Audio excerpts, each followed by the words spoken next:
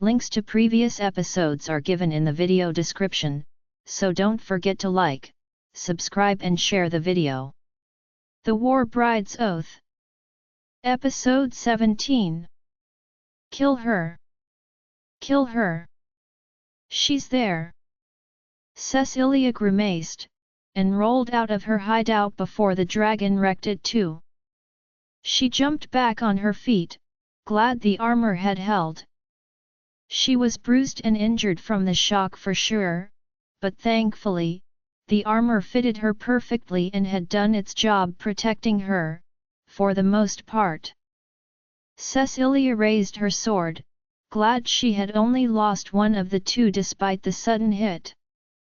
Fighting a dragon was a lot different from fighting a woman, and she was going to need that dragon claw sword. Jin was as ruthless and reckless as any young dragon, furiously growling. It kept trying to bite or scratch her, not bothering with the fact that it was completely destroying the room and even throwing its own mistress off. Only when Jin heard Cesilia scream did the dragon look back at her, worried, before she shouted at it to attack again. Blocking its attacks was a whole new story from blocking Cesilia's. Cesilia had to wield her sword in a defense position so its fangs wouldn't get to any or her limbs, and even a dragon's claw couldn't pierce a dragon's skin so easily, but it was close every time. Jin would try to pounce on her, throw her against the ground or a wall, and wreak havoc until something crumbled or collapsed and forced it to back off. Twice, Cesilia managed to slice the dragon's snout, making it twice as enraged. While she was able to keep the dragon from injuring her in some way, the same couldn't be said for their battleground. The banquet hall was already in ruins, unrecognizable except for the entrance door, still miraculously standing. Almost all the walls had been blown out, the ceiling collapsed, the stones falling on them or to the sides, hitting the other parts of the castle or diving into the sea. Cecilia's face was covered in sweat and rainwater, the dragon's growl echoing with the thunderous storm around them. The ground was getting both unstable and slippery, threatening to collapse at any given moment. Suddenly, a stone slipping under her threw Cesilia completely off balance. She fell to her side, allowing the dragon's paw to completely sweep her out of the way. The sharp claws dug deep into her flesh, making Cesilia let out a scream of pain. She felt her whole body echo the horrible pain of her injury. Her flank was throbbing, the horrible feeling of foreign, painful darts stabbing her shoulder, flank, and stomach, piercing the pieces of her armor. Cesilia swung her sword blindly, and by chance, she hit something that made the dragon growl in fury. She was swept once again, her body sliding down the floor until she hit something, perhaps another piece of the fallen wall. The pain was still veiling everything in an intense red. She hadn't realized her head was hurt too until a thin trail of blood ran down her temple and eyelashes. Her hand went immediately for the injury by instinct to try and stop the bleeding. The warm liquid quickly filled her hand. Ha! See? You're still nothing without your dragon, princess. Cesilia raised her head, and between her chestnut curls, she spotted Cesilia, facing her next to her dragon, a triumphant smile on her lips. You're still as weak as ever. You've lost the privileges of your blood. Your dragon wouldn't even want to come back to such a weak mistress. You're nothing but a... She stopped talking as Cesilia moved. The princess was slowly getting back on her feet, despite the pain and blood running down her left side. Not only that, but the blood flow had calmed down a lot. Cesilia began taking off the damaged pieces of armor with her valid hand. The heavy pieces fell loudly on the floor, one by one, while Giselle watched in confusion. With no more armor to protect them, Cecilia's injuries should have been exposed, and yet, there was none of that.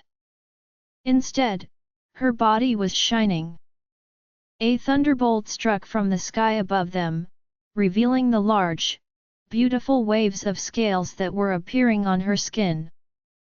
The blood of her injuries was already drying out, and slowly replaced by the outgrowth of magnificent, silvery, diamond-shaped dragon scales on her skin.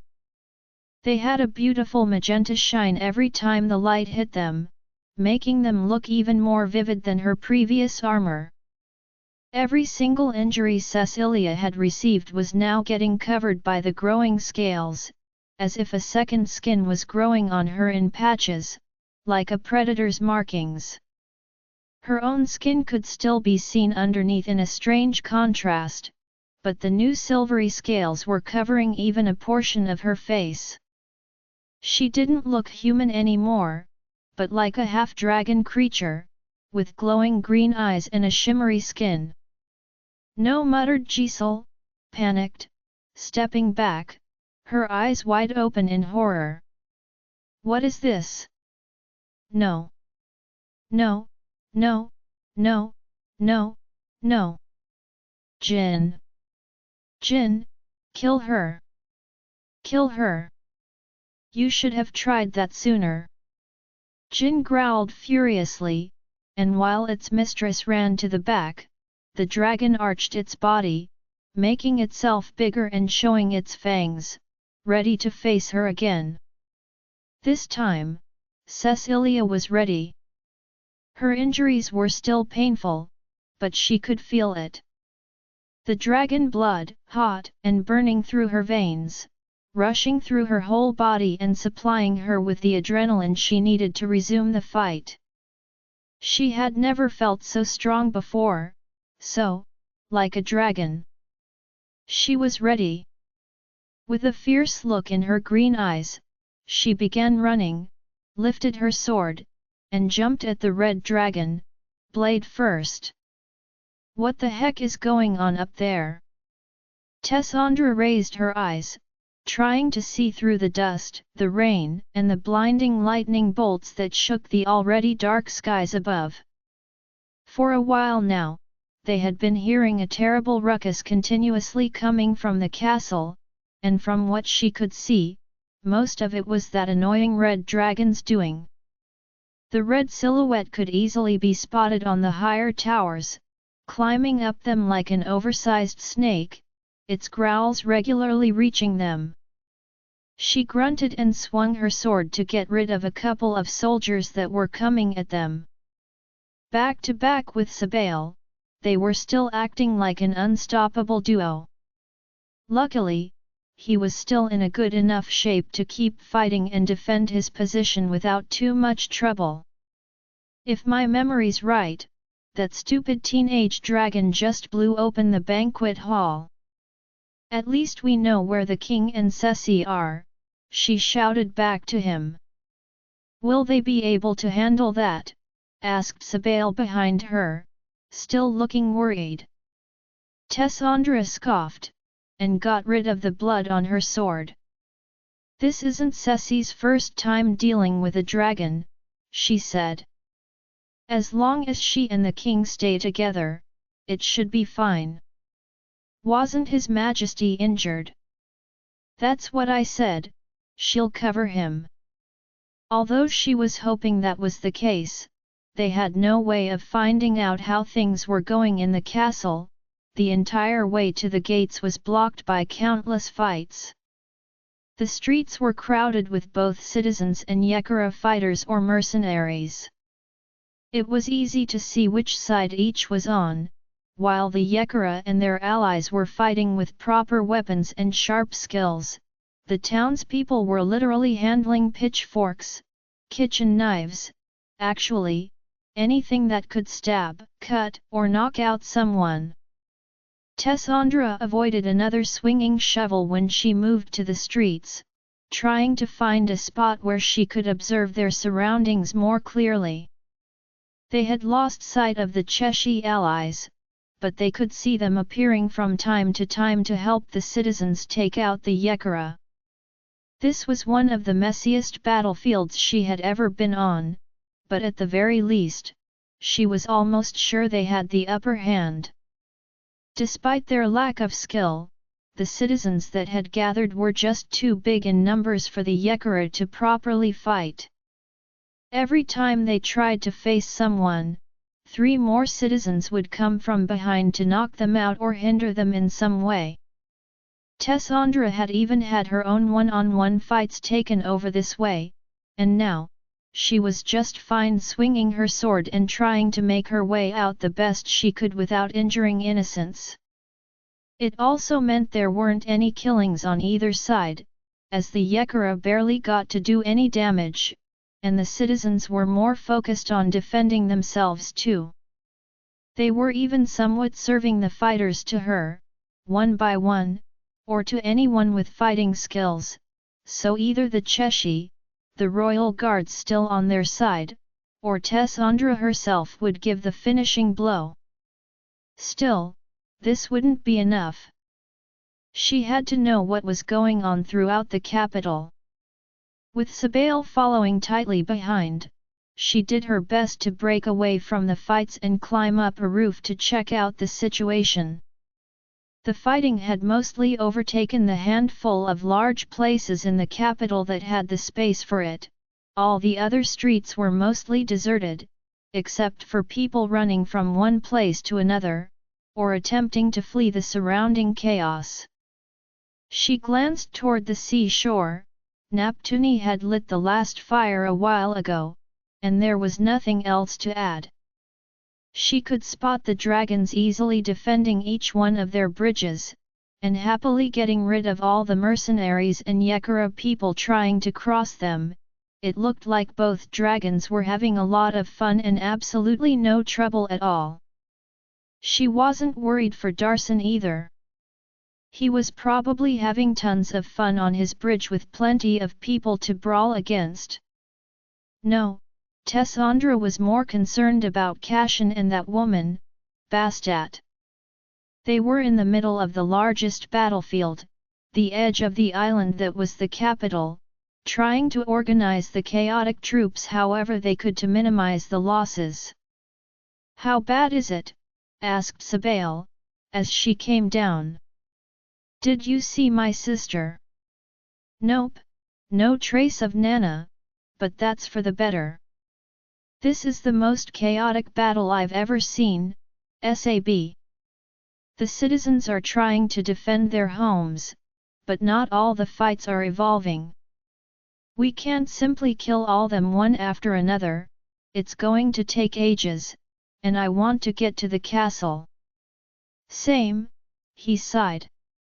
"I don't feel too good about leaving the princess and his majesty on their own when the Yekara have taken control of the place. Can't we get one of the dragons there? If we do, we will leave one more bridge unattended, and from what I've seen, I would not recommend that. Plus, you've seen their sizes. Even just Kian would literally wreck any street he steps in." "So what do we do?" sighed Sabel, glancing around at the chaos surrounding them. "We need to stop the fights here and get to the castle. I am not fond of the Yekara, but I can't help but believe we need to capture them, not kill them. Not only them, but all the royal guards too." "And those mercenaries," muttered Tessandra. She was thinking along those lines. As much as she loved a good fight, this kingdom was already on its knees long before this. The streets were full of citizens, and each family was doing their own thing to survive. Tessandra couldn't help but remember her cousin's concern, even toward those mercenaries. She would hate to see that much blood shed. There had to be a way it could be stopped. "Sab, those people are sticking to their spots, right?" They probably got orders before the fight. Yeah, the Yekara have always been military. They stick to their orders until death if they need to. Between us royal guards, we always joke that they need their superior's brain to think for them. So if we found a way to have them stop fighting or make them believe they don't have a reason to fight anymore, it could work, right? What would make them move? Sabel frowned and raised his sword to counter another attack coming from a soldier. As soon as they had gotten to the end of the building, they found themselves stuck in the crowd again, surrounded by shouts and strikes coming from all directions. At this rate, it would be hard to even regain control of the crowd. They were risking a mass riot. "Let's force them to move," he suddenly said. "What? How?" "Their main residence. The Yekara clan's residence has been guarded like a fortress forever. That's where they stock everything, including their weapons, and they've never opened it. I heard some of their people enrolled in the Royal Guard talking before. It's like a whole military camp in there. So if we get in trouble over there, you think they'll run to save their home? Worth a shot." Tessandra frowned. It was a bit unethical, but from where she stood, she couldn't really say they'd be the worst of the two. In fact, some other houses had been raided before, and for the entirety of the previous night, the other citizens had been subjected to forced searches and violent threats. The more she thought about Sabel's idea, the more she felt like it sounded right. All those soldiers were there because of their deep loyalty to their clan. If they thought something had happened at their main residence, they'd probably flock there regardless of the orders they got. "I like your idea, handsome. Where is it?" "A few streets away from here, northeast." So they would also get closer to Cashin and Bastat's position. Tessandra glanced at the castle. She wished she was able to help her cousin, but right now, she was probably much more useful on the ground, among the other soldiers. She glared once more at the red dragon, climbing up the towers. "Ceci, don't be too kind, girl. You better not let that her get away again." "Tessa? Are we going?" Tessandra nodded and joined Sabel. He ran ahead of her, guiding her through the streets. It was remarkably easy to get away from the crowd they had been with. Tessandra's shiny green armor could be seen from far away, and by now, the locals knew she was on their side. They kept fighting every time they found a Yekara soldier on the way, or a royal guard who had betrayed his uniform. Sabel was the maddest at those. As someone incredibly proud of his duty, he was furious at all those who had turned their backs on the king. They had just killed another duo of them when he furiously kicked one of those guys out of the road. "Hey, easy, love," said Tessandra with a sigh, quickly cleaning the blood off her weapon. "Sorry, it's just, so many people fight every year to become a royal guard.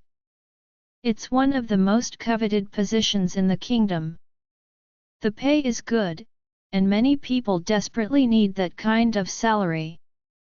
We all had to go through a very tough selection and defy the odds to get there. I trained with these guys. But, when I see how easily they betrayed the kingdom for even more money, when we are trained to protect it, it makes me mad. Even if a lot were in it for the money, I still thought they were good guys, loyal. Forsake, we're supposed to protect the citizens of this kingdom. Yet I saw guys wearing the same uniform as I do forcing themselves into houses, robbing their neighbors, and they spent half the night ransacking the castle and beating us up. Tessandra suddenly realized how furious he really was. Unlike her rather vocal self, Sabel was one to keep his emotions to himself and rarely showed what he felt. She had already understood that, but after finally reuniting with him that morning, she hadn't realized how long of a night it had been for him. They had been separated, and after getting beaten up and captured, he had escaped an execution only to be thrown right back into fighting. He hadn't gotten rest, and half of the people who had put him overnight wore the same uniform as him. Well, he had most of his clothes ripped apart, so there was a clear difference, but still, his fists were clenched around his sword's handle and trembling. Because his injuries were mostly all right, it didn't mean Sabel was feeling the same inside. She was a bit annoyed at herself for being so blind. Cesilia was the empathetic one, while she easily missed these kinds of things.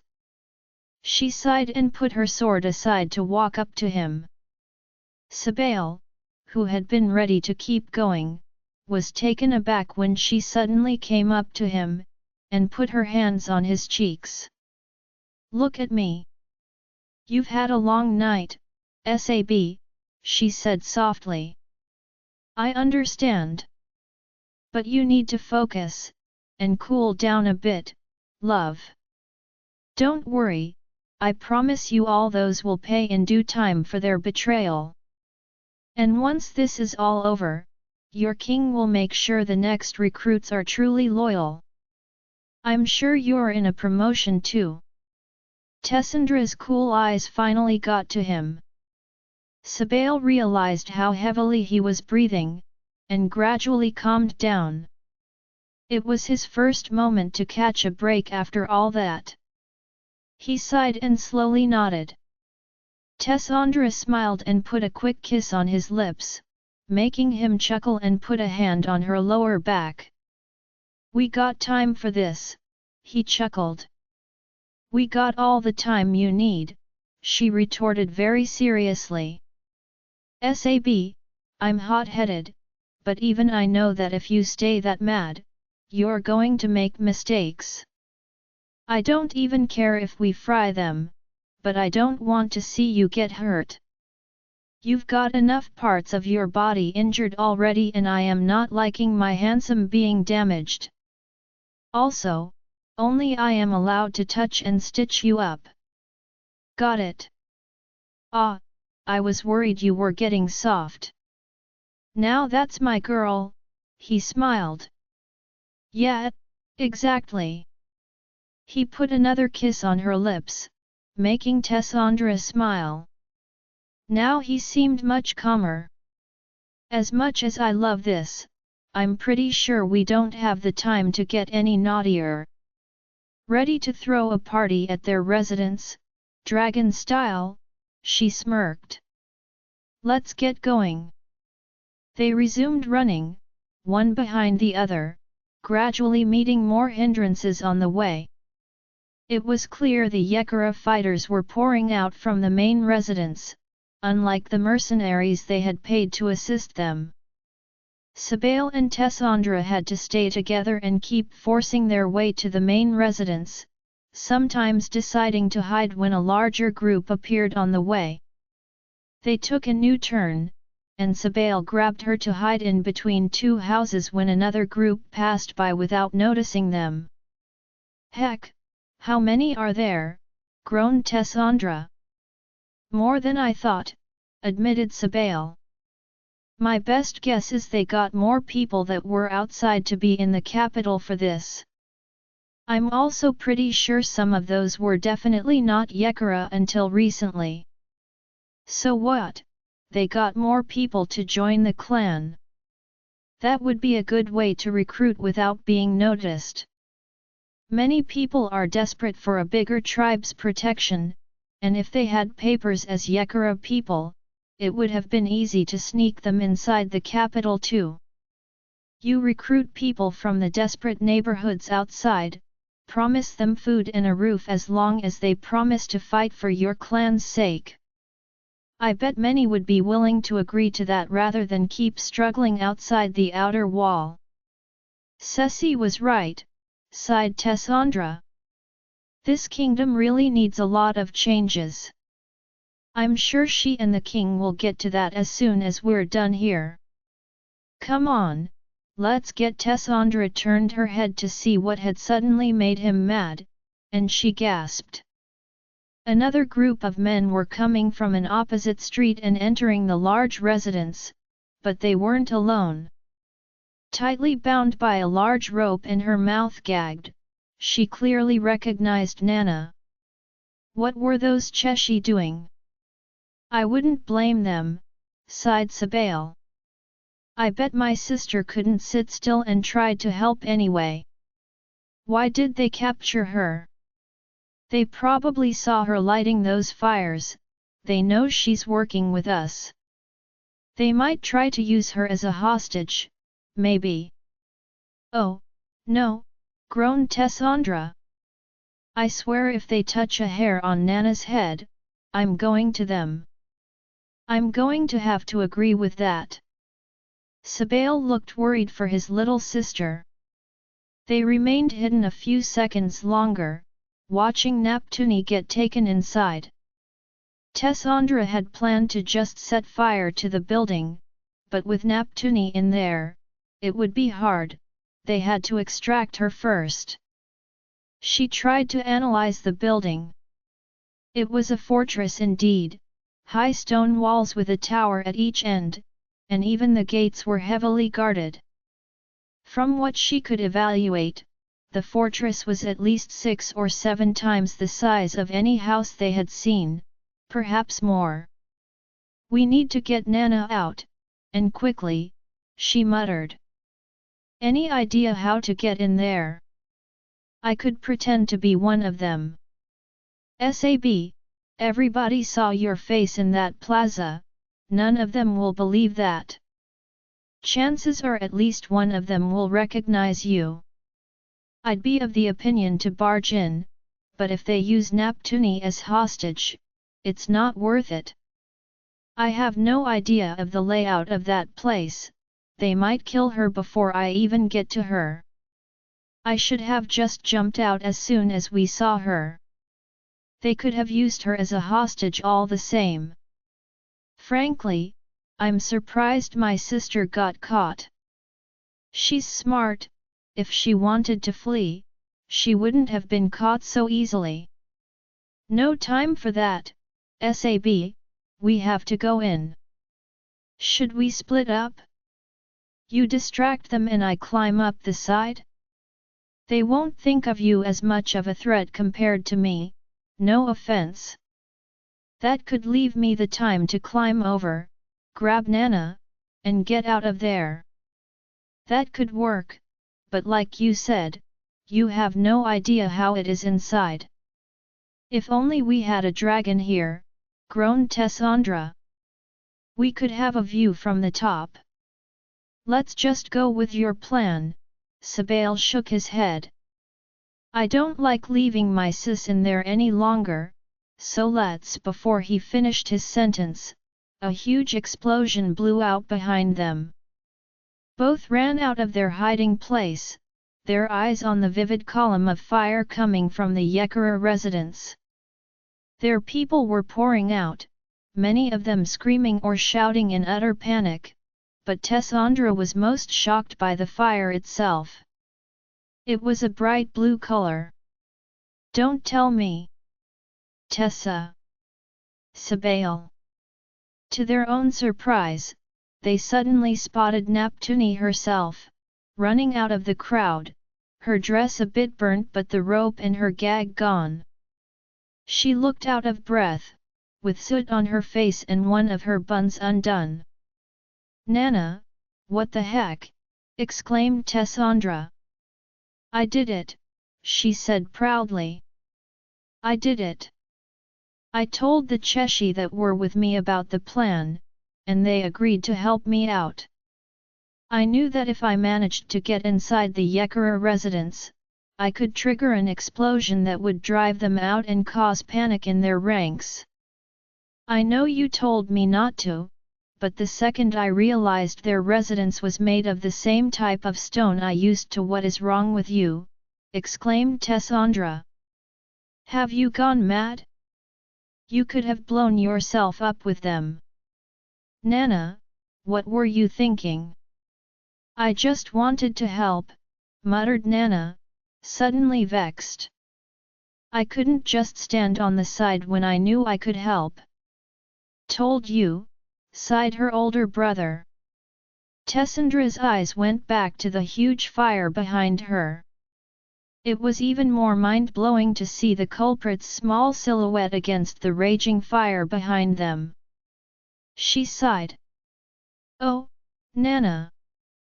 I'm starting to think you and Darson really are one hell of a dangerous match. Me and Prince Darson. Nana blushed.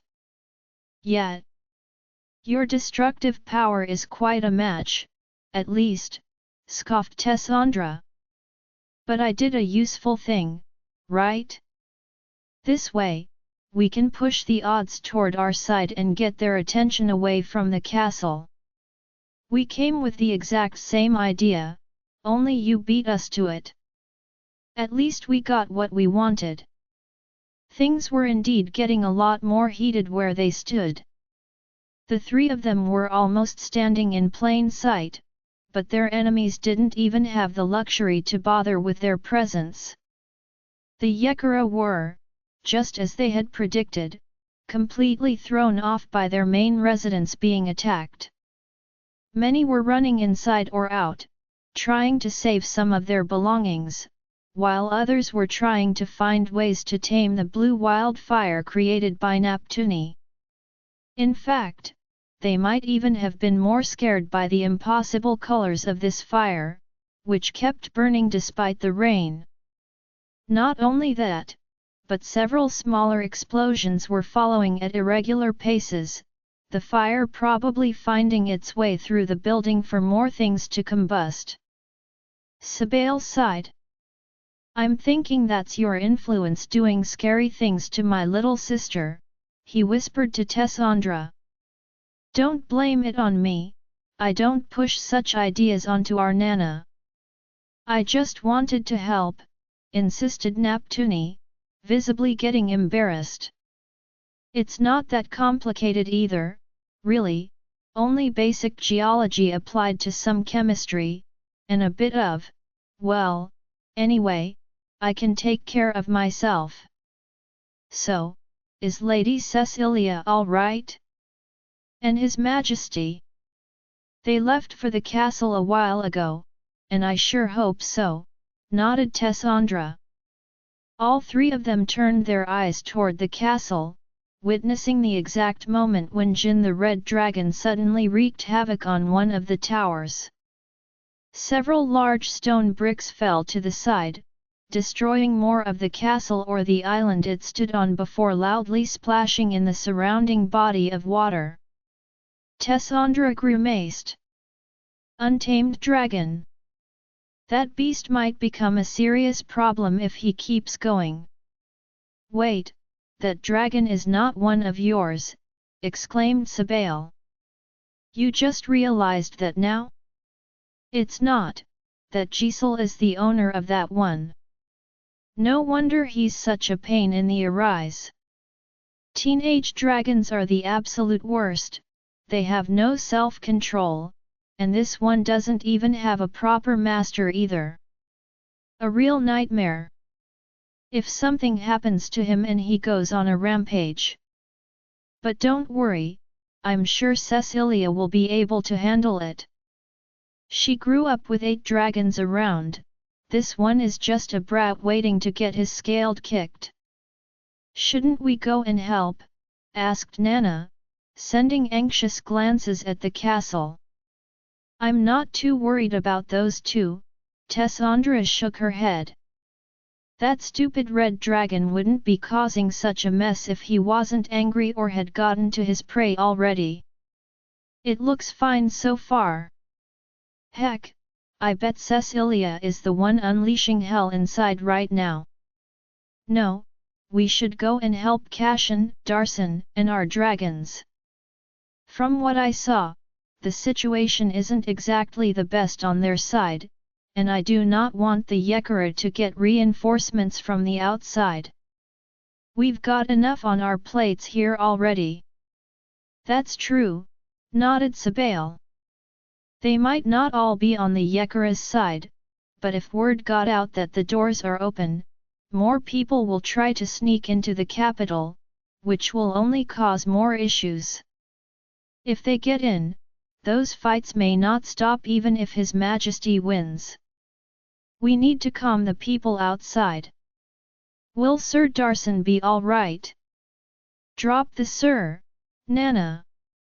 But yet, he could probably use a hand. He might be strong, but even he can't guard a whole bridge by himself if he's overwhelmed by the numbers. Let's just trust Ceci and her man will be all right and regroup with Cashin and Bastat first. Nana, I suppose it's no use to tell you to stay out of it. I'm coming with you." "Got it. But please let us know next time you blow something up." Sab and I were seconds away from rushing inside that building too. "Oh, sorry." "All right," chuckled Sabel. "Let's go before they notice us for real." If the Yekara had noticed the trio, nobody would have done anything to stop them. They were still busy trying to control Neptuni's devastating fire, and hardly succeeding at all. Nana even had a little satisfied smile on as they heard a couple more explosions behind them while running toward the other end of the island. They did get into quite a handful of fights on their way, though.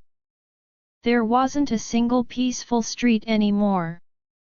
Most of the time, it was only people running in one direction or another, barricading their houses and shops, but Tessandra and Sabel did have to stop to get between mercenaries and the locals they were trying to rob several times, or to help some citizens that had managed to corner a Yekara soldier.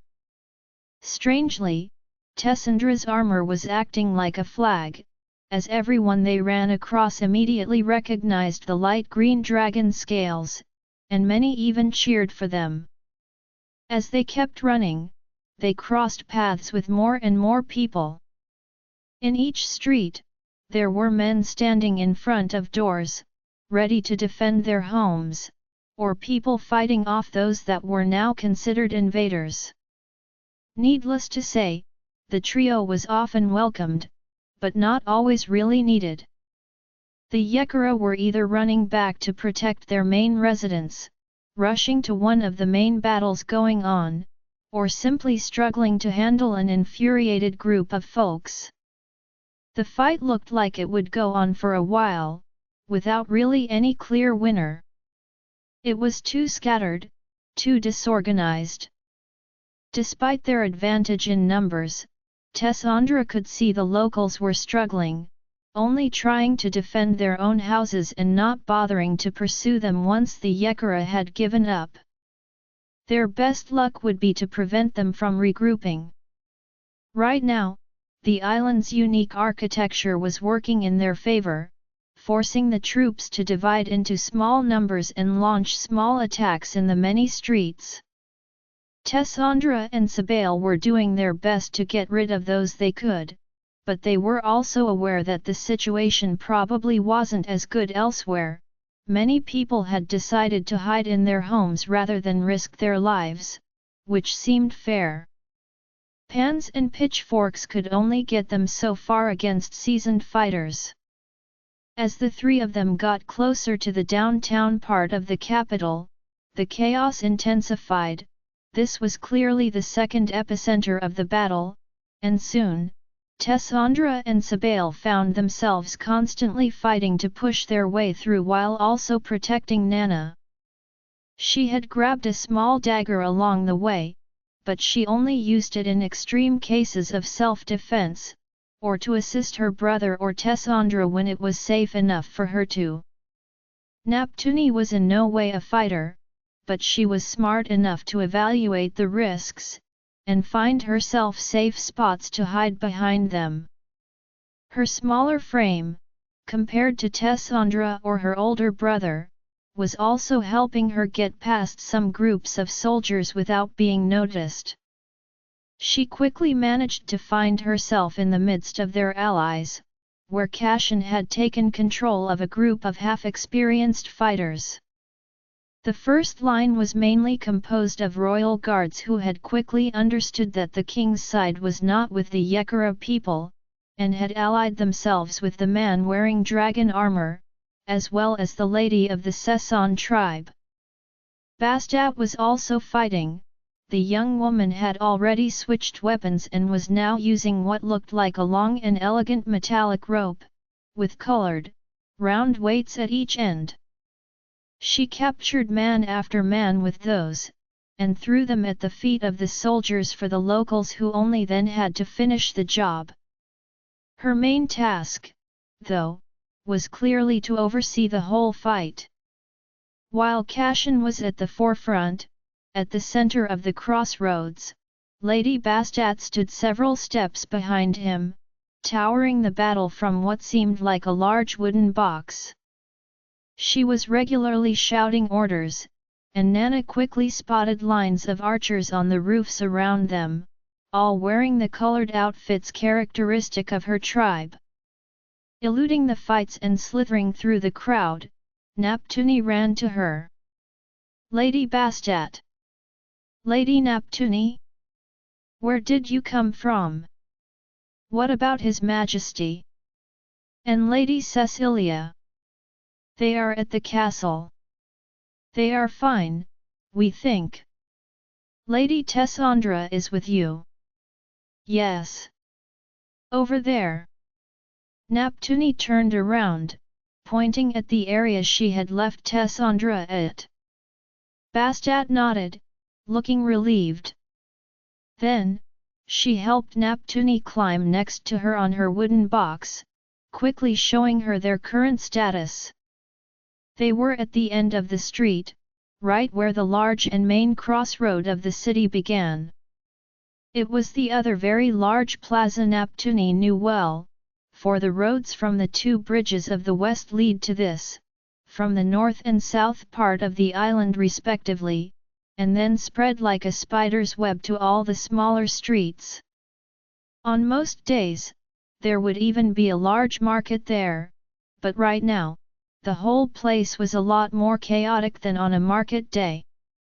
In fact, Neptuni couldn't even spot any of the familiar cobblestone pathways, all of them literally flooded with people fighting. It wasn't a pleasant sight. She had stayed with Tessandra and Sabel so far and mostly witnessed one-sided victories, but right here, the fighting was much more violent, and deadly. Some people were even trampling on the bodies gathered on the ground, and on one side, a house had been set on fire, threatening to spread the flames to all the nearby habitations. People were trying to contain the fire, but they also had to deal with the Yekara soldiers trying to fight them from the other side. It was a chaotic fight. The only place where she could actually draw a clear line between their side and the enemy was the very center of the plaza, where there was a half-circle empty in front of Prince Cashin. His fighting skills were nothing but matching his cousin's. His movements were absolutely flawless. Even Neptuni in her non-existent combat training could tell his level was far above anyone else's on the plaza. "His Highness has been able to prevent them from going any further," explained Bastet, "but we believe most of the Yekara have orders to seize control of this area. Luckily, we are not alone, the civilians are not having it, as you can see."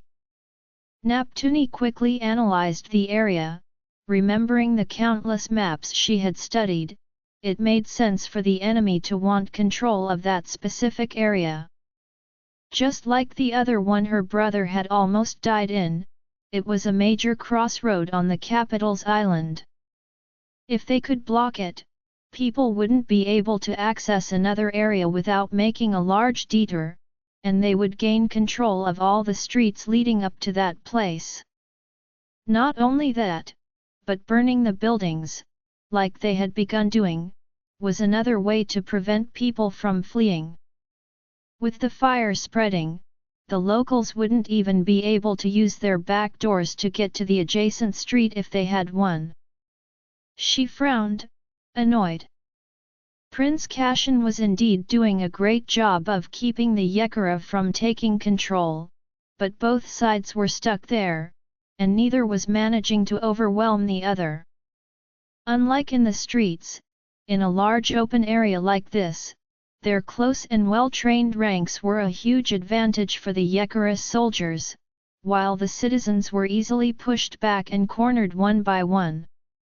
Bastat's archers saved several lives while Neptuni was analyzing the scene, but it wouldn't be enough. "What do we do? What do we do?" muttered Neptuni, thinking long and hard. "Nana." Finally, Tessandra appeared next to them, looking out of breath. Sabel just steps behind her and still fighting an opponent. "When did you get here?" "I just did." "Tessandra, I think we..." A loud bang suddenly shook the area. Everyone lowered their head by reflex, before debris suddenly came flying down from above. Nana's scream died in her throat as she felt someone grab her and push her against a wall. "What's happening?" she cried, panicked. "Stay there." She nodded. She wouldn't have been able to move an inch either way. Tessandra was literally pressing her against the wall behind them, Lady Bastat on her left. Nana glanced over Tessandra's arm to see the situation. It was as if something had exploded in the middle of the plaza, leaving a large hole in the cobblestones. The reason for that bang was found right above the hole, a large, round, and heavy-looking piece of metal full of large spikes. That horrible thing hadn't just crushed a portion of the ground, but also a dozen people, some screaming and laying in their own blood, while those who had been injured but could still move were trying to crawl away, only to be attacked right away by the Yekara. "They're using catapults," shouted Tessandra. "Cashin." However, the prince didn't hear her, and was already rushing near the impact point to try and save those people. Neptuni spotted her brother suddenly running in the same direction. Another bang exploded, even louder. The next one had hit a building, projecting more debris around, and injuring twice as many people. Neptuni screamed again, more horrified and terrified. Those things were blowing open whole buildings. "They are aiming at the citizens," shouted Bastat. "Everyone, reform the ranks, now! Mix with the Yekara." It was easier said than done.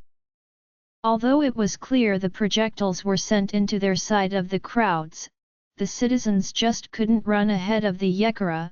It was about as dangerous and risky. The whole area had turned from a disorganized battle into complete chaos, the crowd running in all directions in fear of the next attack.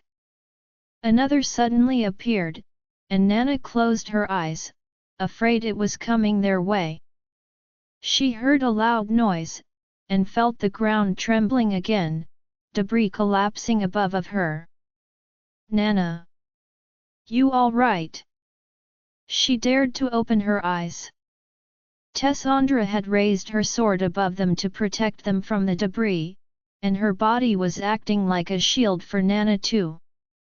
However, blood suddenly appeared on her face, a long trail running from her hairline to her chin.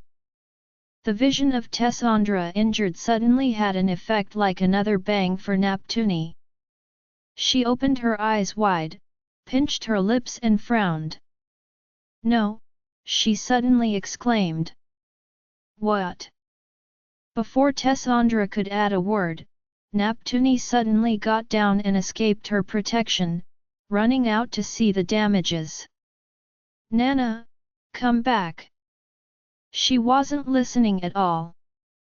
Neptuni's eyes were going left, right, analyzing the scene of each crash without any fear for her own safety. When Tessandra caught up with her, she suddenly spun around before the fighter could say a word. "They are firing from the direction of the bridge. We didn't leave Sir Darson nor one of the dragons it.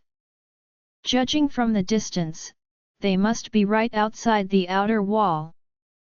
And if I'm right, they can't fire any farther than this, but I don't know how many catapults they have."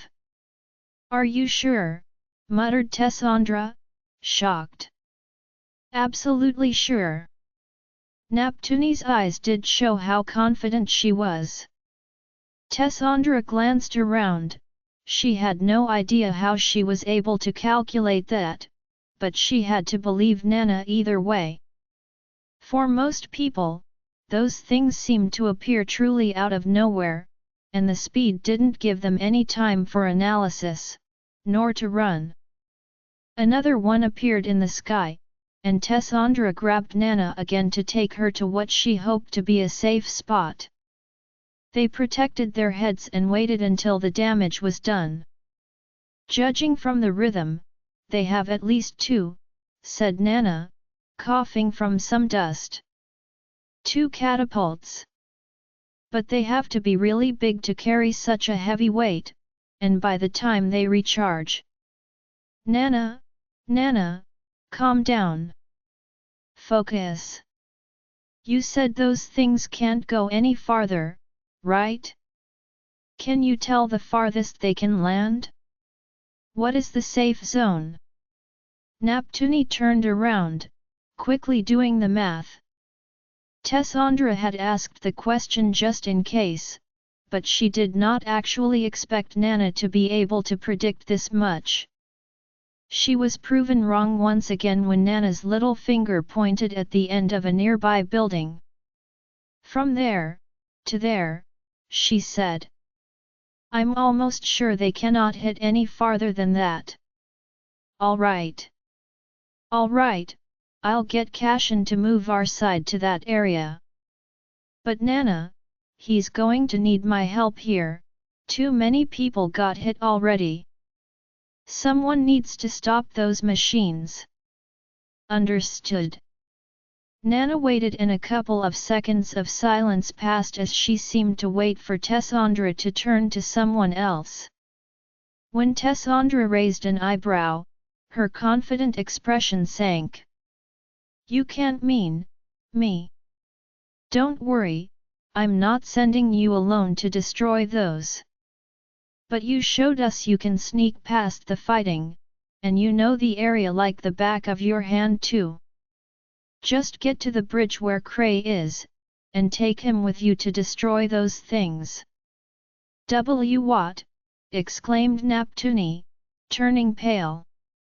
"Tessa, you can't expect me to borrow Sir Dragon like that. He likes you, Nana. Don't worry, he's smarter than he looks, he'll listen. But I don't even have a single beignet with me. And I'll be going alone? He can't possibly listen to me like that. I said, he likes you. Not just your beignet. Just go, Nana, hurry." A bit reluctantly, Neptuni turned around, and Tessandra pushed her toward what she had indicated as the safe zone. Nana glanced back. The situation was dire in the plaza. Many people had been injured by the falling spiky weights, and the Yekara were running to regain the area they had lost. She took a deep breath, spotting her brother amidst the confusion. She would be useless here. She could probably do something if it was with Sir Dragon's help. He'd listen, right? Trying not to think too much, Neptuni turned around and ran quickly. "Oh, Sir Dragon, she muttered to herself, I really hope you're in a good mood. Neptuni kept muttering to herself as she ran, trying to manage her breathing whilst being cautious of her surroundings. She was good at avoiding fights, but the area she was headed toward seemed to be the most dangerous of all. There were Yekarus soldiers and mercenaries everywhere, and she had to retrace her steps or hide several times to avoid them. A couple of times, she even had no choice but to climb on top of a house, over the roof, and land on the next street to avoid them. It was just as she had predicted. The farther she got from the main place where Cashin, Tessandra, and Sabel fought, the harder it was to switch from one street to another. Right now, she was doing her very best to use everything she knew about the area to keep out of trouble. She could still hear the projectiles violently hitting buildings or the ground far behind her, and every time, she feared for the others' lives. If it wasn't for that sound, regularly echoing behind her, perhaps Neptuni would have given up on Tessandra's crazy idea. At least, it seemed crazy to her. She wasn't just going to see Sir Dragon, she was supposed to actually convince the beast to attack a different area, and very specific weapons too. Nana had no idea how she was going to do that, though. She had never missed her family's beignets so much. Still, she kept running, thinking she'd figure out the situation once she got there. Luckily, as she diverted from the path to the one leading to the bridge Cray was on, she met less and less Yekarus soldiers. In fact, many were running in the opposite direction, and couldn't be bothered with a Duro-safe girl running on her own. The closer she got to the bridge, though, the more Nana's worries shifted from the explosions and men behind her, to the loud, terrifying growls she was running toward. The inner wall's gates had been completely abandoned, to her surprise, and she arrived there to find the area completely deserted. On the other side of those gates, though, she could hear absolute carnage going on. Neptuni stopped behind the gates, a cold chill running down her spine. She could hear the dragon's loud growls and men screaming, shouting behind, the sound of swords clashing, and even bodies splashing into the water from time to time. Not only that, but the ground under her was literally shaking. She couldn't blame the men for having abandoned that area of the city, she was regretting being there herself. Trying to keep in mind the urgency of the situation and the sight of a dragon calmly eating beignet out of her hand, Neptuni closed her fists, and after a deep breath, used all of her strength to push the heavy gates. Just that already took a lot of effort in a little while, as she had never realized how heavy those really were. She struggled to push them until she could sneak past, stepping alone on the bridge. Or, more accurately, alone on her side of the bridge. The other end was, as she had imagined. Cray's large body was occupying almost all of the bridge's width, and even its black tail was dangerously swishing left and right, a few yards ahead of where Nana stood. The dragon's back and were mostly blocking her sight, but the little she could see from what was happening on the other side already terrified her. There was a lot of blood. Not only that, but she could see human limbs regularly being thrown sideways, some ending up in the river when the dragon didn't enthusiastically chomp it mid-air. "Oh, holy fish," she muttered. Nana had already seen a lot of blood and bodies today, but a dragon devouring living humans was a whole new level of horror for her. She could see the black dragon was having fun, toying around with them, its large paw suddenly squishing a human body against the white bricks of the bridge. Neptuni took a deep breath. She was supposed to bother Sir Dragon in the middle of that? Had Tessandra gone insane? There was no way she wouldn't be gobbled up too. Still, she could hear, and now also see, the large spiky balls of metal flying in the sky to brutally land in the capital. Nana didn't even need to think about the damages done, the mere confirmation that she had been right, the projectiles coming from the outer wall, was enough to reassure her she had been right to run here. Despite that, she only dared to take a couple of steps toward the dragon.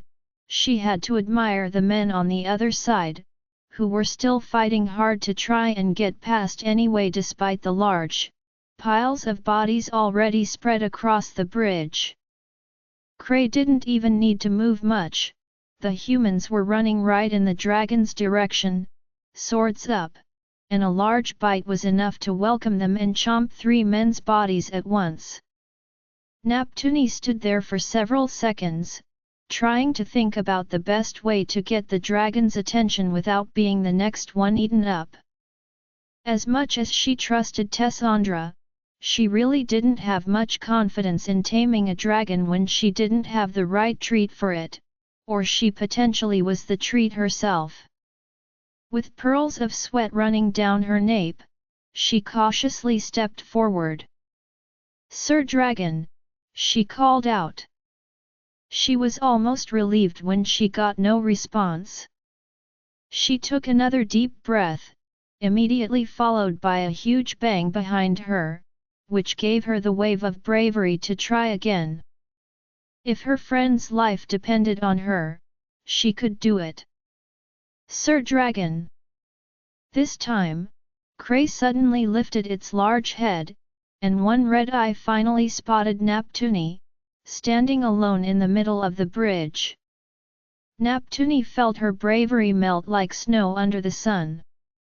Luckily, so did all her ability to move, and when the dragon turned around to face her, completely ignoring the dozens of men, its hips swooped across the bridge in the process.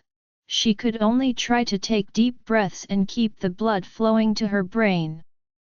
"Hi," she heard her voice mutter. The dragon's head suddenly came to meet her, snout first, strangely lowered and grazing the ground as if it was trying to match her height. Even more disturbing was the blood-covered human hand hanging out from between 2 fangs. Neptuni blinked twice, and forced herself to look up at the pair of glowing ruby eyes. "I kind of need your help," she muttered. The dragon tilted its head, almost in a cute way. She could hear the blades on the other side trying to attack the wall of scales, but as soon as they got a bit annoying, the huge scaled and paws would move a bit, and suddenly crush more of them underneath. The stomping was enough to make the whole bridge tremble and creak, making Nana fear it would actually collapse under its weight. It was built to let horses and carriages through, but not a gigantic creature like a full-grown dragon. When Cray growled softly, its breathing reaching her in hot waves of air, Neptuni took another deep breath. "We need to get over there," she said, trying to talk fast, "to the other bridge, outside the wall, and destroy the catapults. I know it's not the original plan, but Lady Tessa sent me, and, it's important." The more she spoke, the more she realized the chance the dragon caught any of that were rather low. She had always seen Tessandra and Cesilia casually speak to the dragon, and Cray seemed to somehow understand the gist of it, but this was her first time alone. She tried to imagine she was speaking to the family cat, before realizing it wouldn't help either. The dragon was probably smarter, to some extent. Neptuni glanced to the side, feeling increasingly nervous. She was wasting so much time right now.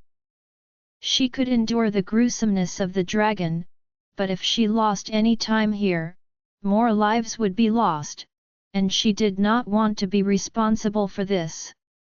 Nana clenched her small fists, and tried to imagine what the pair of princesses would do in her stead. Her eyes went back to the piece of limb hanging from the dragon's maw, still very disturbing. Drop it! She had tried to put as much intent as she could, and even pointed her index toward the ground. However, after a few seconds of silence, the dragon began to very slowly resume chewing. No, I said drop it. Oh, come on, that's a bit disgusting. I'm sure it's not really good for your stomach either, Sir Dragon. Yuck. Neptuni felt like she was going to be sick. Either she was misunderstood or the dragon was mocking her, she couldn't tell. A few seconds later, at least, there was nothing left of the gruesome body, but some blood on the dark scales. This, she could endure. Still, Neptuni knew she had to get control of that dragon, for everyone's sake. She glanced to the side again. It was just a few yards away. Just a dragon's big jump. We need to go, she declared. Clenching her fists and persuading herself she could do it, she suddenly walked up to the dragon.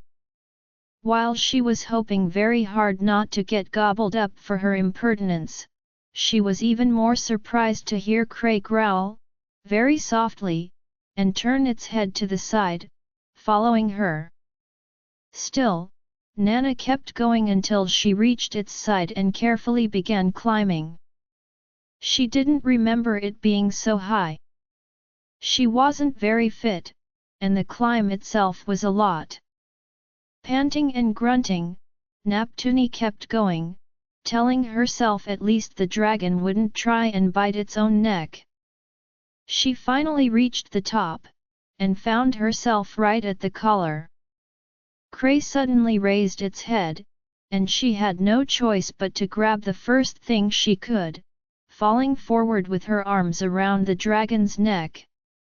While well aware of the ridiculousness of her position, Neptuni couldn't help but hang on even tighter, praying not to fall off. When the dragon was fully standing up and somewhat stable, she tried to repress her desire to cry.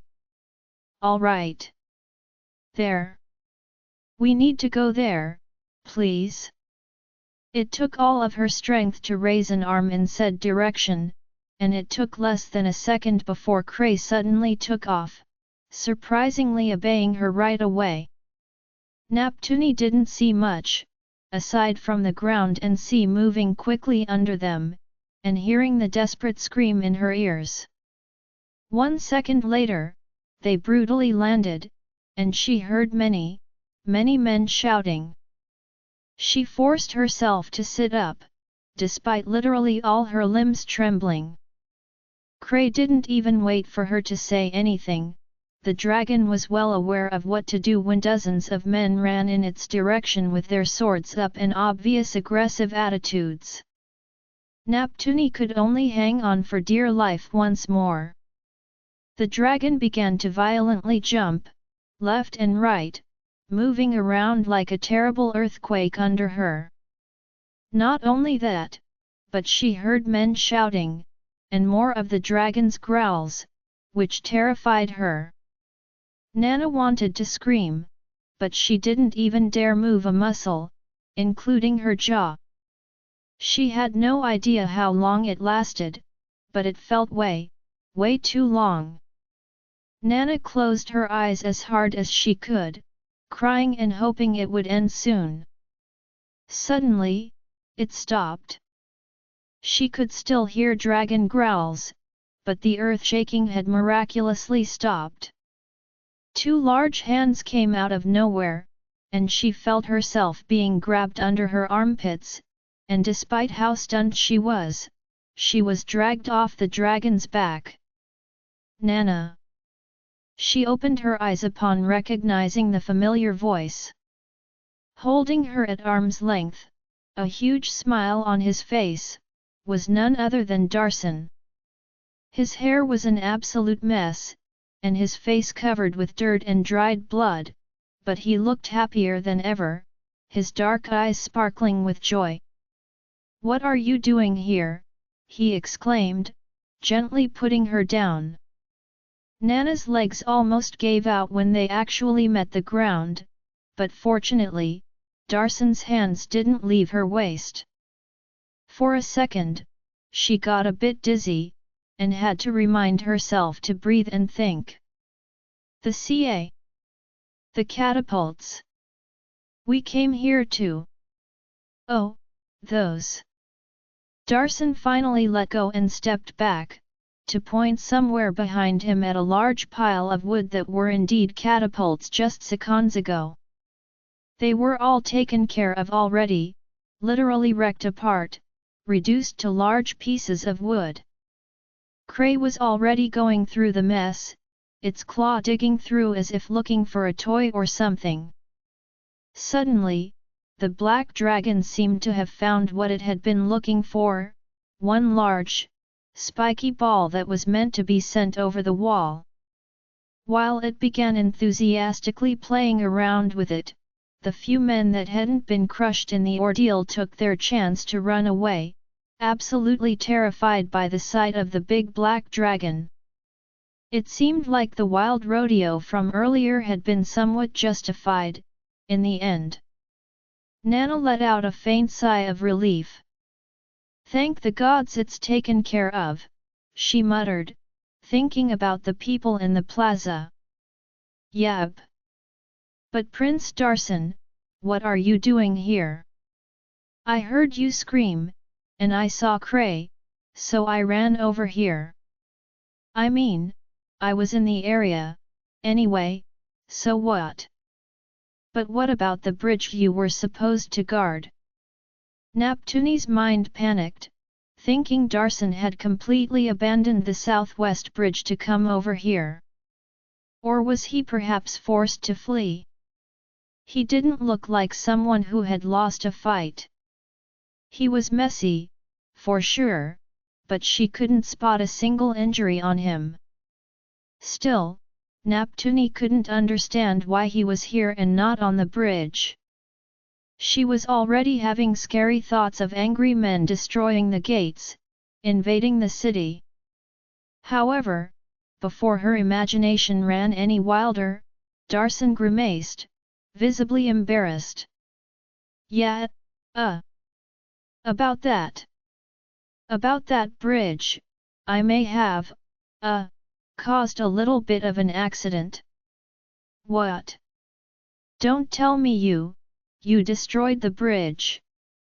"I didn't mean to," he said, trying to explain himself.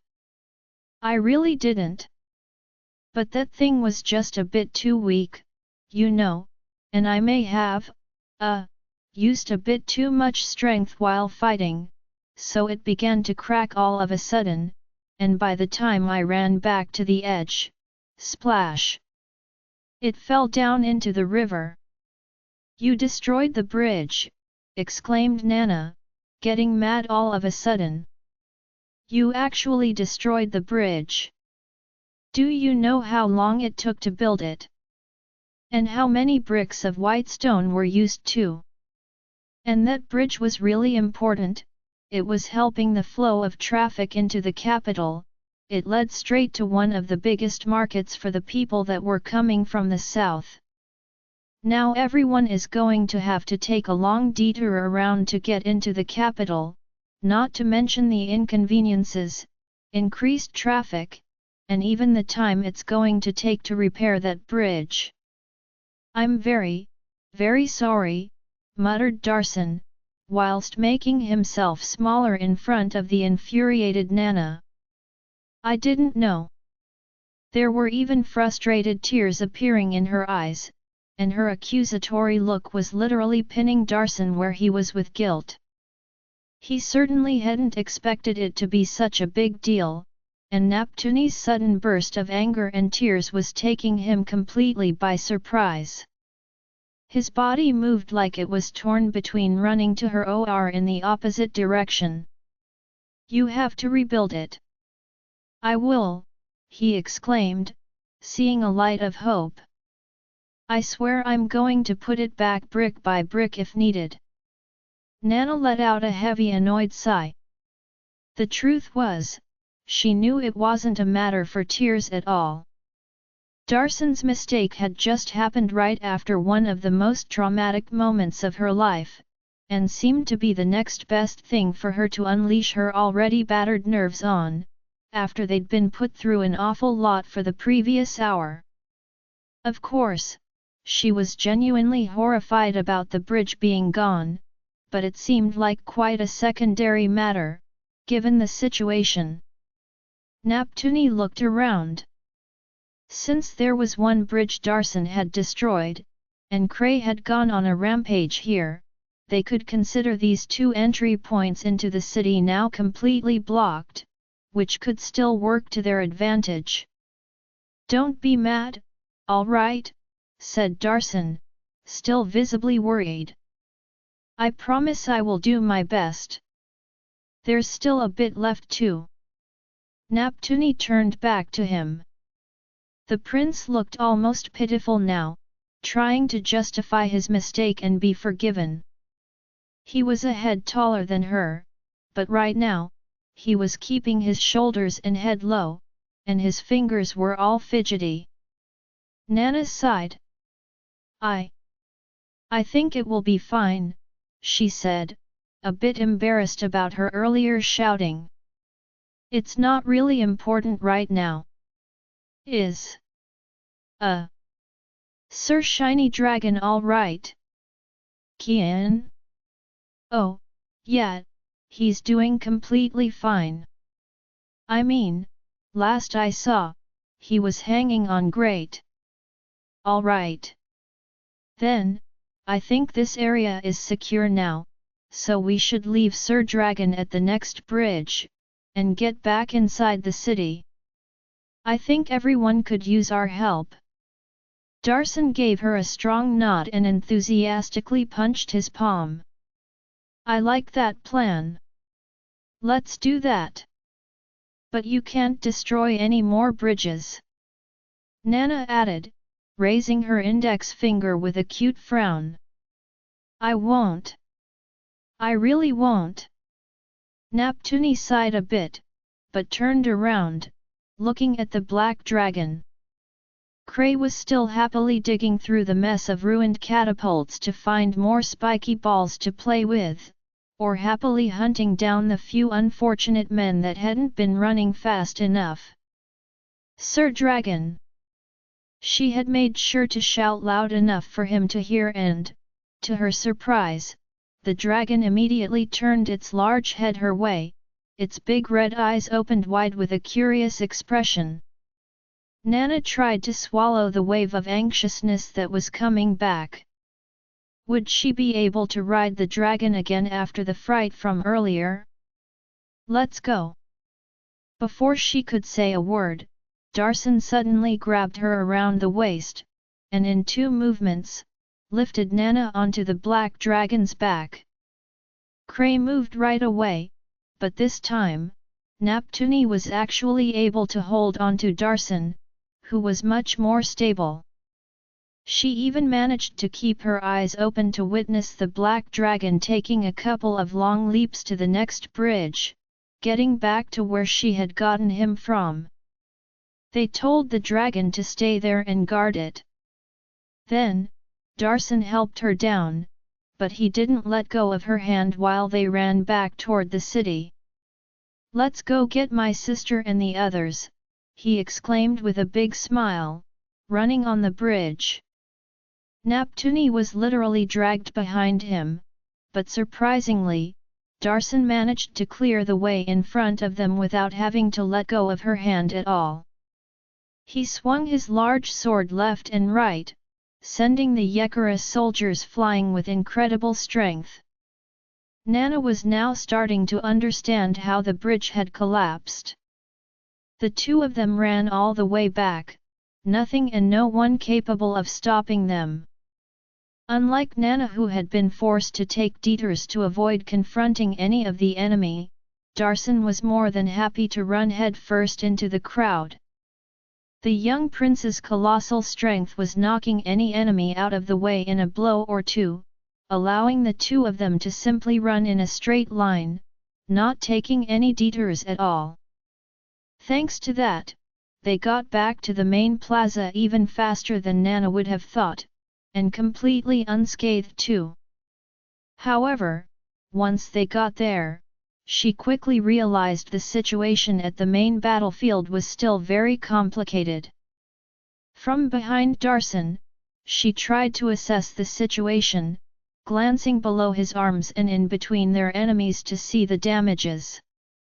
The background had changed again, and not in a good way. Not only had more spiky balls been sent before Cray got to the catapults, damaging the roads and buildings around, but fires had been started too. While the crowd seemed to have doubled, it wasn't exactly in their favor. A lot of the civilians had run or were busy trying to save their family and friends, doing their best to avoid the Yekara fighters and, if possible, leaving the area. The Yekara soldiers and their mercenary allies, however, had used the newly caused damages to gain more ground. Soon, they found themselves facing a dozen of them, and Darson had no choice but to let go of Nana's hand. "Stay behind me." Even if he hadn't said so, Neptuni would have never dared to take a step ahead. The road in front of them was completely blocked by those men and, even more fearsome, the powerful swings of Darson's sword were much too terrifying. If he could send grown soldiers in heavy armor flying that easily, Nana knew she could be swept across the island in a blink. At least, it seemed she was completely safe by staying a couple of steps behind the prince. Everyone around and behind them was dead, dying, or stunned. While Darson fought effortlessly, there were still an awful amount of Yekara soldiers here, slowing them down. Had more gathered over here after 2 bridges had been made unusable, and their main residence burned? Neptuni and Darson had arrived from the opposite side of where she had left Tessandra and the others, but she couldn't really tell how the battle had evolved. The smoke coming up from the burning buildings, along with the rain, was permeating the whole scene with a dense grey fog. It was stinging her eyes a bit too. She was getting gradually more nervous, forced to hide behind Darson and unable to do anything. And it wasn't in Nana's nature to do nothing. As soon as she saw an opportunity, Neptuni ran to the nearest safe building, and began climbing up. Careful not to injure herself, she kept Darson in sight, but she still had to see where they needed to go. Once she found herself on the roof, Neptuni took a second to secure her position, making sure she wouldn't slide or fall and unnecessarily bother Darson. Then, she took a look around, squinting and trying to protect her eyes from the bothersome fumes. She quickly spotted Prince Cashin in his shiny dragon scale armor, still flawlessly dominating the battle. Once again, there was a small field around him where none of the enemies dared to approach. His blades were moving at an incredible speed, and Nana realized he might have switched weapons. She even saw him stab someone with his sword, steal one of the men's knives and throw it across the field, and get his sword back again before the first body hit the ground. It was impressive. Now she had seen all of them fight, Neptuni was realizing that although they had all been trained by the same war god, Cesilia, Darson, Cashin, and Tessandra all had their own style of fighting. Darson didn't need any fancy movements, his brute force was already beyond what most men could handle. He probably didn't have the patience either, he just enjoyed fighting as if it was all in fun, leaving his opponents no chance. Once in a while, he'd get a worthy opponent able to handle him, and he would change his actions a bit, finding the best way to break them down. His attacks were brutal and merciless. His brother, on the other hand, managed to be faster, using less strength but sharper, more effective movements. Neptuni knew little to nothing about the intricacies of sword fighting, but her eyes were learning a lot just from watching either one of the princes move. Despite the differences between them, she couldn't even tell who was actually better. She had a hunch the older brother was slightly more detailed and precise, but it felt like Darson was being playful on purpose, and only got serious for brief moments. Feeling better since the prince was safe, she tried to find Tessandra or Lady Bastet next. Neptuni's heart sank when she realized the building they had been on previously was currently on fire. Had something happened to them? Her nervousness on the rise, she kept looking around until she finally spotted Tessandra. The princess seemed completely fine, and even a little bit excited. Her green armor was covered in blood, which was why it had taken Nana an extra minute to find her, but she was fighting more fiercely than ever, a grin stuck on her lips as if she was having some fun. Neptuni quickly spotted her own brother, just steps behind her, who seemed not only to be fighting, but also helping to evacuate those who were injured. He looked fine too, perhaps a bit rougher than Tessandra, his face covered in soot, but she knew her big brother, he could pull through anything. He was probably focused more on rescuing than fighting too. She couldn't catch sight of Lady Bastet, though, even after searching for several minutes. Did she leave the area for some reason? Or perhaps was she with the injured? From where she was, Neptuni could easily see how their numbers had been reduced. They had lost a third of the people that were fighting with them before, while the Yekara had gained about the same amount of fighters, she was almost certain. She could see the spiky balls had caused a lot of damage, digging holes in the ground, with bodies spread around the impact areas. Not only that, but the few fires were blocking some roads and making some areas more difficult to stay in, allowing the Yekara soldiers to win some ground and control in the plaza too. Nana's heart sank. They were not doing well. Prince Cashin was still bravely securing the space he was in, but the soldiers were almost surrounding him now.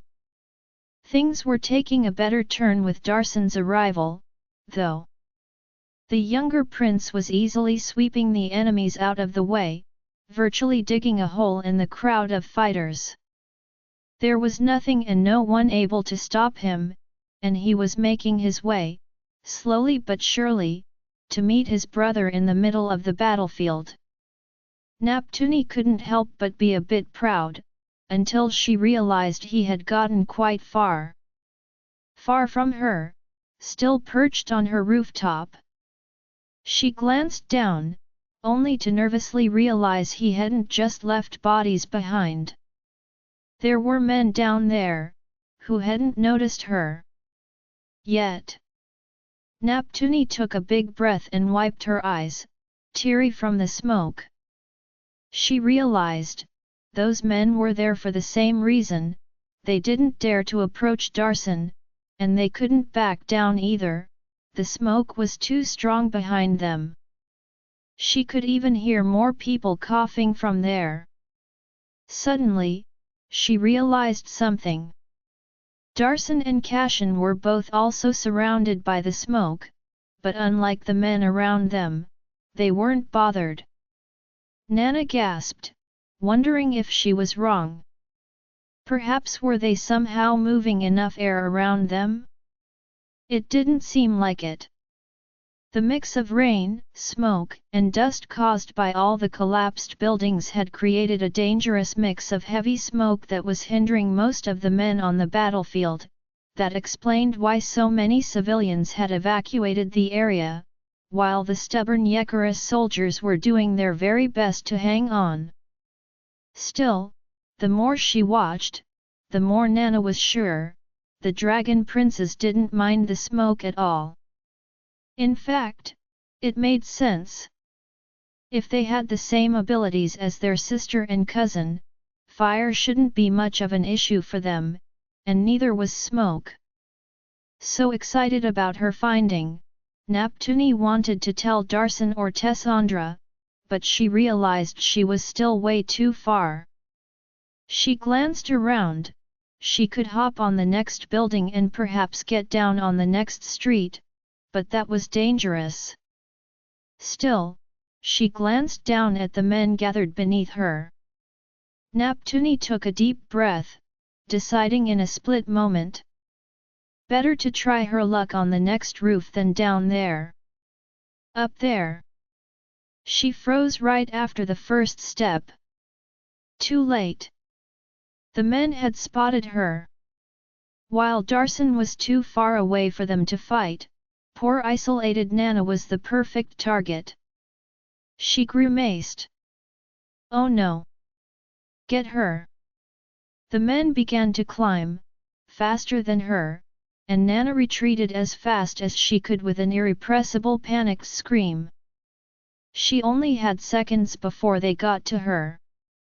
If they killed her before she could put her plan to work, she'd regret it forever. In her hurry, she tripped and fell down on her hands and knees, making her cry out in pain again. Grab that little bee! Don't touch my Nana! Neptuni heard the loudest noise, and looked down just in time to see a body flying in the opposite direction. She had no idea how Darsan had possibly come back so fast, but the young prince was there and absolutely furious. He seemed to have almost doubled in size, and was reducing those men to pieces with impossible violence. It was all over in seconds, but the bloodbath made Nana grimace and look away. Are you all right? Nana? Are you hurt? I'm so sorry. I'm coming down. I got you. Nana took a deep breath and slid down the roof, landing very softly in Darsan's arms. He greeted her with his big smile back on his face. Got you, he said, visibly satisfied. Are you all right? Did they hurt you? No, I'm good. Don't worry, I'm not letting them touch a hair on you, he exclaimed. All right. You're totally safe with me. I see, but don't worry, no one can beat me. I mean, perhaps my dad and my bro, but Darsan, she exclaimed. Can you put me down now? Please. Oh. Darsan finally let her down with an embarrassed smile. Nana tried to replicate his smile, but there was fresh blood on his cheek, and she couldn't get over that, her eyes naturally going there. She took a deep breath and glanced to the side. The men he had been fighting earlier were obviously waiting for him to come back, but in no hurry to resume the fight, more accurately. Nana sighed and quickly grabbed the bottom of her skirt, ripping off a piece of fabric. Then, while Darsan was still surprised by that, she suddenly began wiping his cheek with a determined expression. Listen, she said. We need to make the smoke from the fire stronger. Not more fires, just the smoke. Those men aren't immune to the smoke like you, so if it gets worse than this, they will naturally be at a loss, like the civilians. We can trap them here, in the plaza, with you and Prince Cashin to fight them, but we need to prevent them from spreading to the other streets. You understand? More kicking asses, smoke, blocking the nearby streets. Got it. But if you don't want me to cause more fire, what do you want me to do then? Just keep fighting. The nearby streets are already blocked with the fires, collapsed buildings, or smoke, but if I can find a way to get across and control the fires on the other side, we can make sure no more Yekara flee to the streets, and you and Prince Cashin and Tessandra only need to finish them off here. That would be good? Darson asked. That would be a decent plan, I think. All right. So, you just need to get to Tessandra, right? Yes, asked Neptuni, a bit confused. Got it. Come on. Before Neptuni could protest, Darson suddenly helped her get back to the roof. She wondered if he only meant to help her get across or have her stay safe, but to her surprise, he climbed up with her, standing next to her once they found themselves on top of the roof. Where's Tessa? Over there, said Neptuni, pointing in her direction. Oh, easy. Easy. Okay, cross your arms. Chin down. Neptuni obeyed by mere reflex, but before she could say a word, she suddenly felt Darson grab her, her feet lifted off the ground, and the very next second, her body was thrown toward the sky. Her terrified scream echoed above the battlefield, which moved quickly under her. She saw hundreds of eyes looking up at her, all with the same dumbfounded expression. She vaguely heard another voice shouting and, way too quickly, she found herself descending way too fast in Tessandra's direction. Nana screamed again. The young woman lifted her eyes, opened them wide in shock, and dropped her weapons just in time to open her arms and receive her. The shock was violent, but somehow, Tessandra managed to catch her, and they only stumbled a couple of steps back. Nana! What the actual FK? Nana didn't even have the voice to answer. She was still trembling and, when Tessandra let go, she fell down to her knees, all her strength leaving her body. He had just sent her flying across the battlefield. Darson, you crazy! Tessandra shouted. Wait until this is over, I'm going to kill you. Are you all right, Nana? Do you need to throw up? I'm so sorry. He just... Yep. That's Darson for you. I'm sorry, he used to play that with his little brothers. I don't think he realized you're not exactly made for that kind of game. A game? That was as fun as a game for him. Neptuni tried to keep herself from crying and, with Tessandra's help, she got back on her feet, just in time when her brother appeared next to her. You stopped them, said Sabel, looking out of breath. Good job, sis. Why did that dumbass send you here? Asked Tessandra. Please tell me there was an actual reason, or else I swear I'm going to murder him. Yes, nodded poor Nana. I have a plan. Oh, thank the gods. What is it? Don't worry, I promise I'm going to kick him and tell him to never do that again. While trying to catch her breath and get back to a normal heart rate, Neptuni quickly explained her plan to Tessandra, who nodded all along. They glanced around at their side of the battlefield, agreeing to her plan. That's a good plan, Nana. Leave me and the boys to it. You and Sabel can work on the side to create more smoke and make sure the Yekara who escaped this area are either captured or forced back here. Darson, Cashin, and I will have no problem if those guys are hindered by the smoke. We may even be able to force them to give up." "I doubt that," said Sabel, "but I agree, that's a good plan." "Where is Lady Bastet?" Nana asked. "I thought we could ask her for some fabrics to create large fans and direct the smoke." "She's injured, so she was sent to the back, but we can ask the Cesson. I doubt they will refuse," explained Tessandra. "They are 2 streets down, trying to coordinate everything with your tribe. We need to get things over with here soon, though. I heard it's getting ugly up there, and I'm itching to check in on Cesilia too." Just as she said that, a loud dragon growl echoed far above them. They turned their eyes toward the castle, where Jin's red body was furiously attacking one of the towers.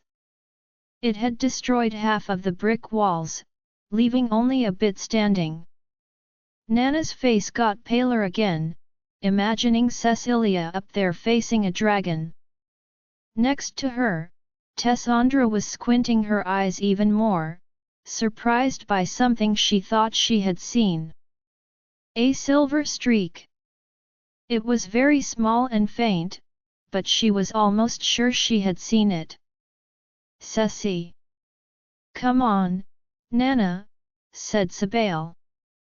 "We should get moving as fast as we can." "Go," nodded Tessandra. Giving her one last look, Neptuni quickly left the area, running after her older brother. Tessandra got down on one knee to grab her swords, the blood already washed away from the blades by the rain. But just as her fingers grazed the ground, she felt something. She froze. It was extremely subtle, but she felt a very faint shake coming from the ground. A second one, shortly after. Her fingers tightened up around the handles. An earthquake? She slowly stood up, listening. The sea was streets away from here, but she could hear it raging furiously. The waves crashing against the island were somehow getting louder. It was abnormally strong. Tessandra began to breathe more heavily, sensing something was coming.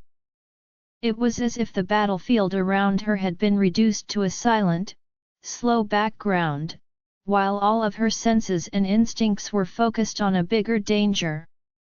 She glanced up at the sky, only catching dark clouds and at times, blinding lightning bolts. Still, she couldn't shake that feeling. Trying to ignore it, and feeling the enemies gathering around her again, she raised her arms, preparing to resume the fight. She noticed how her hair was standing up under the armor's leather. Suddenly, she heard it. Forgetting all about the fight, Tessandra turned around, her heart beating like crazy. She hadn't dreamed that too, had she? Her eyes fixated on the skies, on the horizon, she waited, restless. She heard it again. This time, she turned to Cashin, yards away from her, as if to confirm she wasn't crazy. She wasn't going crazy. The prince had stopped fighting too, with the same shocked, torn expression. He had heard it too. Join our Facebook and WhatsApp group for more updates, link is given in description. Rest audiobook will be continued in next episode.